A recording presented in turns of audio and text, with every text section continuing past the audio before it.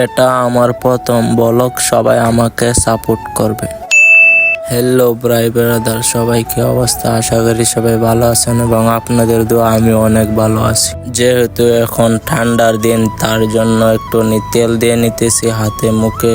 তারপর তেল দেওয়া শেষ, এখন একটু পারফিউম মাইরা রেডি হয়ে যেতেছি কাজে যাওয়ার জন্য। তারপর দুপুরের খানা লইলাম, তারপর রুমের লক করলাম, তারপর বাতি নিভাইয়া সবকিছু গুছাইয়া চলে যাইতেছি কাজে যাওয়ার পথে গেট থেকে বাইরেলাম, দেখলাম গাড়ি এখনো আইসে না। তারপর গাড়ির জন্য একটু বসে আছিলাম, তারপর দেখতেছি রাস্তার কাজ করতেছে। অবশেষে গাড়ি চলে আসলো, গাড়ির মধ্যে বসলাম। তারপরে বলতেছে গাড়ি এতক্ষণ কোথায় ছিল? বলতেছে রাত্রেবেলা ডাক্তার দ্বারা গেছিলাম, রাস্তার কাজ করতেছে, গাড়ি ওই পাশে রাখছি। তারপরে আর কি সবাই মিলেমিশে একসাথে রওনা দিয়ে দিলাম কামের উদ্দেশ্যে।